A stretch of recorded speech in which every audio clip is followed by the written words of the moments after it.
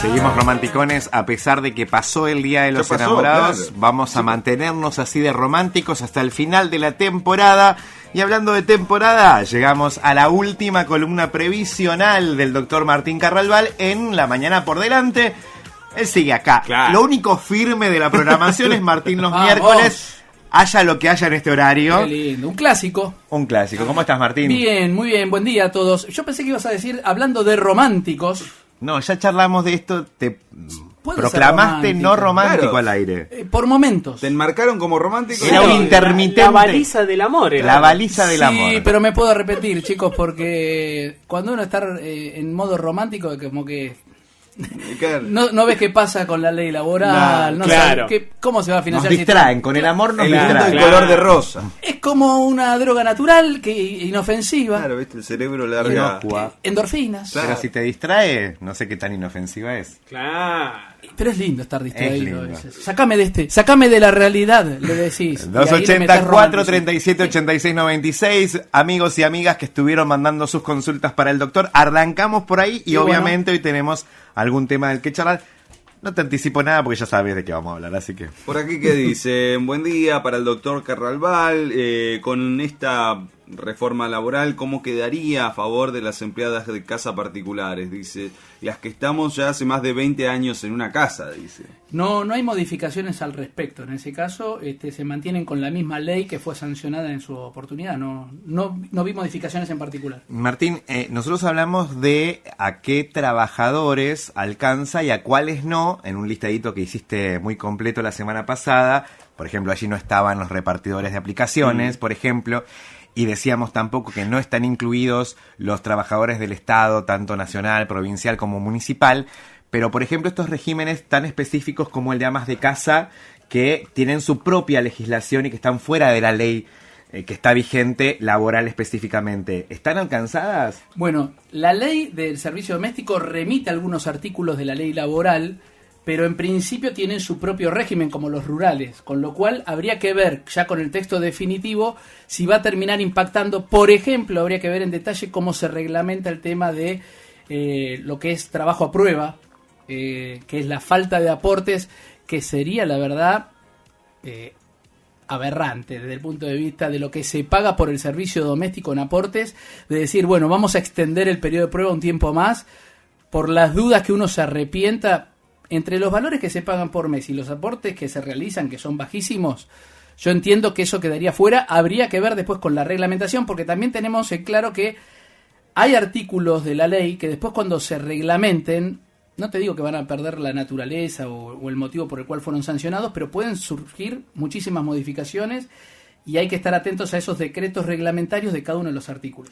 Pensaba un poco en banco de horas, régimen de indemnizaciones, qué pasa con las vacaciones, si estarían las empleadas domésticas involucradas en esas normas. En principio entiendo que no, porque tienen su propia reglamentación. Habría que ver después, como te digo, la reglamentación de la ley nueva, ahora que bueno, va a ir a diputados ya con cambios porque están asumiendo que ya hay consenso con que el tema de las licencias por enfermedad y la quita del salario no hay conformidad con eso, hubo mucho descontento social.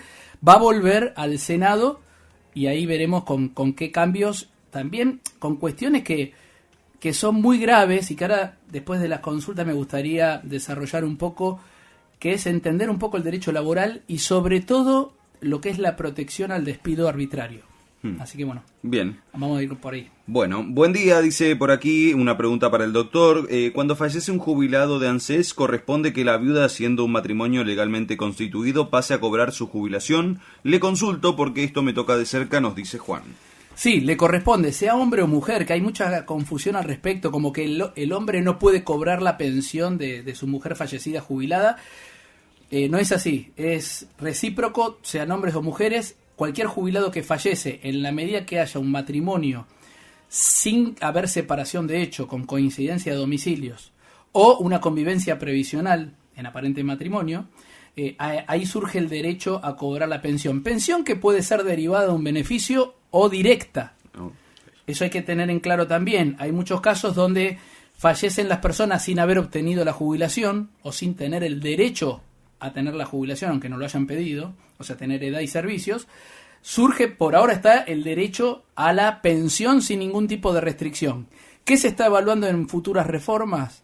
Bueno, que aquella persona que tiene otro ingreso no tenga la pensión, o darla por un tiempo determinado, de acuerdo a la edad que tiene la persona, pero eso todavía no está, así que pensiones directas o derivadas, si están para tramitarlas, no se queden en el tiempo, no se duerman, porque llega a cambiar la legislación, estamos en momentos donde las modificaciones, ya lo vieron, de leyes que pensábamos casi inamovibles, están ocurriendo, así que si vos no pediste en su momento y tenías derecho antes, pero ahora cambió la ley, no lo vas a poder hacer. ¿Es el mismo monto que cobraba el jubilado o jubilada? El 70%.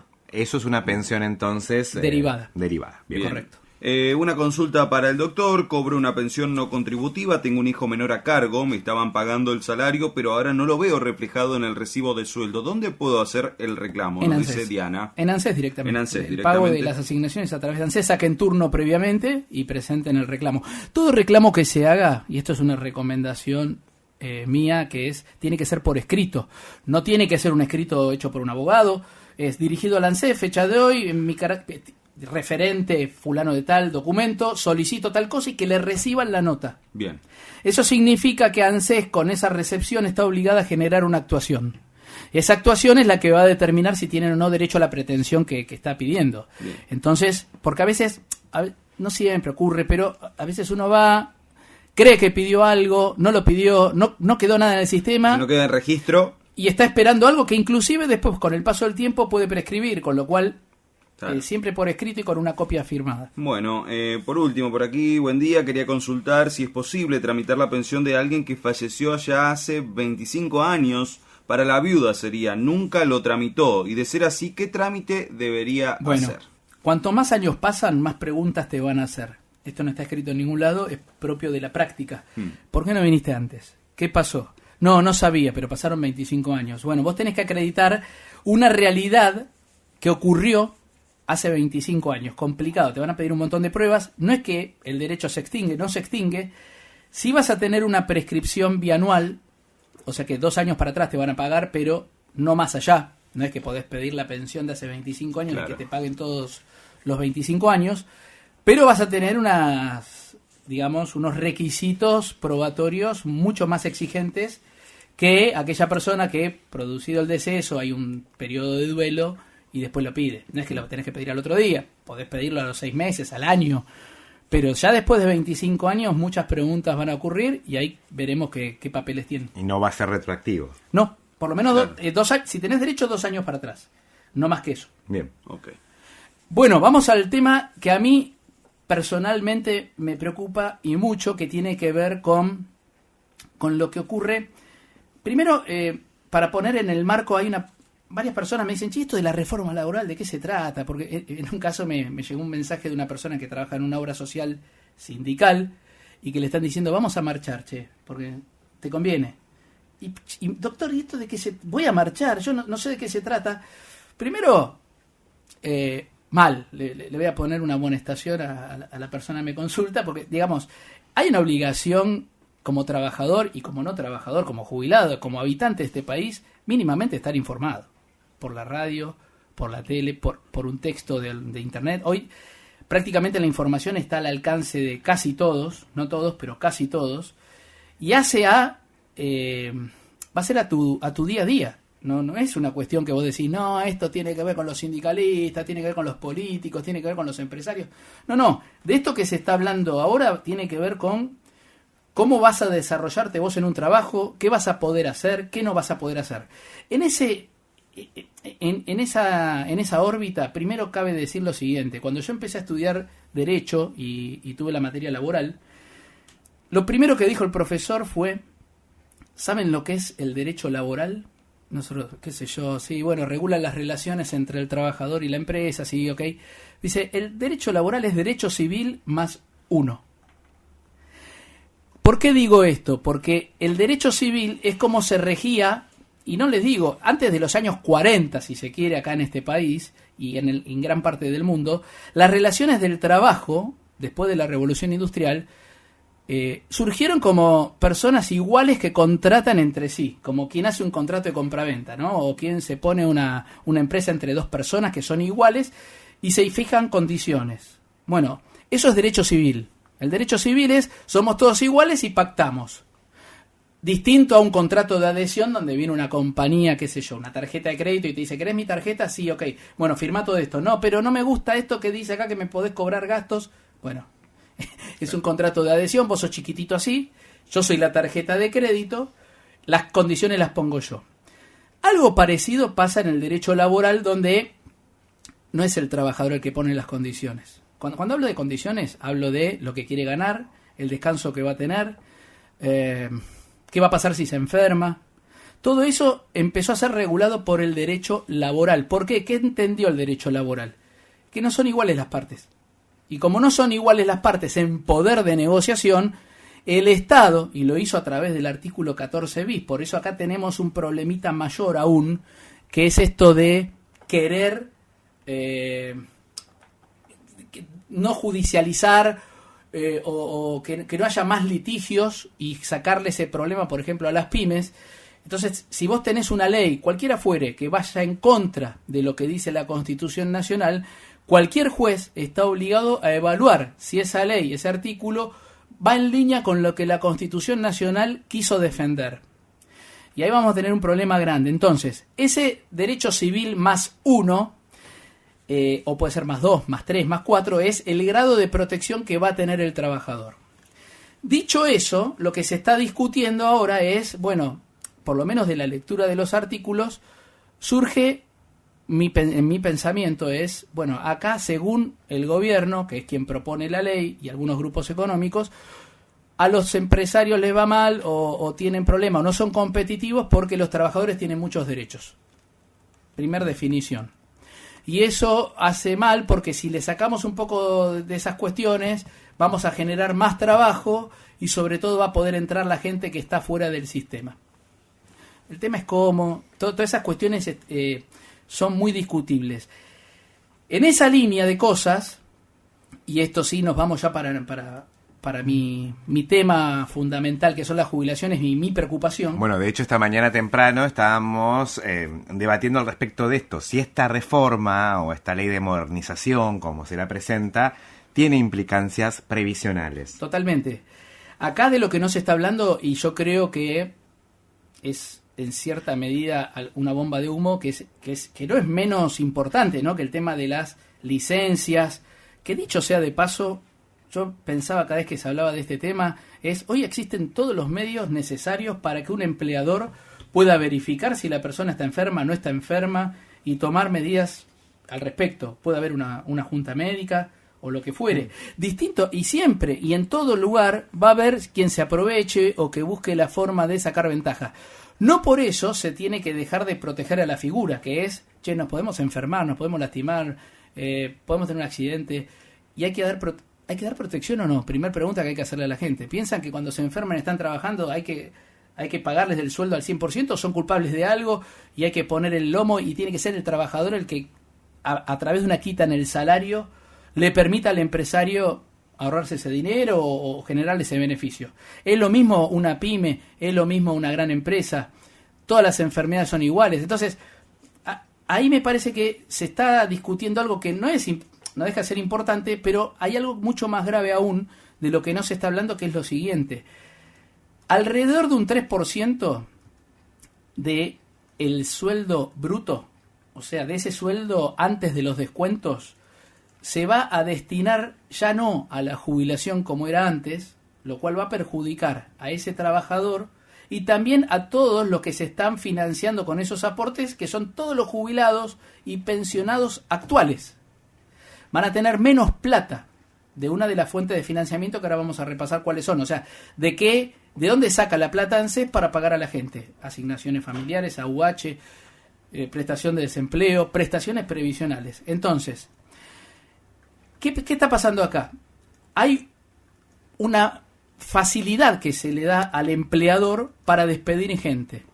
No solamente a través del pago de la indemnización en cuotas, que te pueden indemnizar en 12 cuotas, sino también que si no tiene el dinero suficiente, que en general ocurre, el empleador va a ir a su fondo, cada empresa va a tener un fondo donde de toda la nómina de los empleados va a mandar todos los meses entre el 1% y el 3%. Después veremos, según se trate de pymes o de grandes empresas, va a ir a esa cuenta, que de hecho, sea de paso, es un montón de plata, alrededor de 2.500 millones de dólares anuales, que van a ser administrados por sociedades que va a definir la Comisión Nacional de Valores. Ahí tenés un negocio donde se van a cobrar comisiones como se cobraban con la CFJP, y que el empleador va a tener la posibilidad de acudir a ese fondo con destino exclusivo, que es decir, bueno, vendan los títulos, las acciones, todo lo que pusieron en ese fondo con mi plata de empresa, porque tengo que despedir a Rodríguez, a Gómez, qué sé yo. Bueno, ¿en qué contexto se está dando todo esto? Se está dando en un contexto donde, lejos de tener más trabajo, que es ojalá lo que ocurra en el futuro no muy lejano, porque también hay que poder aguantar ese tiempo, se está dando en un contexto donde, ya vimos, hay empresas, hoy nos enteramos lo de FATE está cerrando, está dejando alrededor de 1.000 trabajadores, que si lo llevamos a cantidad de personas multiplicado por la familia, son 4.000 personas que están sin trabajo, con un cierre de fábrica. La TN Platex, que también una empresa, estoy hablando de empresas casi centenarias que están cerrando, y esto me genera también duda de respecto a, che, estas empresas no eran competitivas, y si estas empresas no eran competitivas, ¿qué competitividad puede tener una pyme hoy acá, en el país? O sea, si ellos no pueden competir contra el mundo porque se abrieron justamente las importaciones y ya no hay protección por parte del Estado a la entrada de productos, de ahí para abajo puede ser un tendal. Entonces, son los jubilados, está bien que sean los jubilados los que con su plata, porque esa plata iba al fondo de jubilaciones y pensiones, financien las indemnizaciones. Preguntas. En un mismo fondo al cual el gobierno ha dicho en reiteradas oportunidades que, por ejemplo, no puede subir el bono de 70.000 pesos porque no hay plata. Entonces, si no hay plata y la cosa está agarrada con alfileres porque hay cada vez menos trabajo en blanco, entonces se desfinancia. Donde prácticamente entre aportes, contribuciones y con impuestos de aplicación específica, digamos, estamos hablando de un financiamiento del 80%. O sea que aportes, contribuciones y los impuestos que vienen de la actividad económica no llegan a cubrir el 100% de lo que se necesita para pagar a jubilados y pensionados. Entonces, ahí lo que tenemos es que tiene que ir el Tesoro a poner el 20% que falta. Esa es la realidad de hoy, Entonces, si nosotros tenemos que aportes, contribuciones, impuestos no alcanzan, vas a tener menos contribuciones. ¿Por qué? Porque ese 3% va a ir a pagar al pago de indemnizaciones. Por otro lado, tenés menos empresas. Hay 20.000 empresas que cerraron, o sea que hay menos aportantes. Y los nuevos que se sumen con estos beneficios impositivos que tendrían las empresas que incorporen nuevos empleados también van a aportar menos. Claro, bajan al 15% las contribuciones, con lo cual tienen menos aportes. Bueno, en ese contexto no tenemos realmente una certeza sobre qué va a ocurrir con el tema de las jubilaciones. Si bien es cierto que no se modifica ni el cálculo inicial de la jubilación, ni tampoco se modifica el ajuste a través del IPC, lo cierto es que, ¿qué va a pasar con este? Que en otro orden de cosas, y con esto cierro, ¿recuerdan cuando la ley de discapacitados, de financiamiento de las discapacidades y de los prestadores para poder actualizar la tabla de lo que se pagaba a todos los prestadores, se decía que no lo iban a hacer porque no tenían la fuente de financiamiento? Bueno, en esta ley no está de qué manera se va a financiar eso que pierden los jubilados, pero nadie se pregunta nada. Gracias, Martín. A ustedes.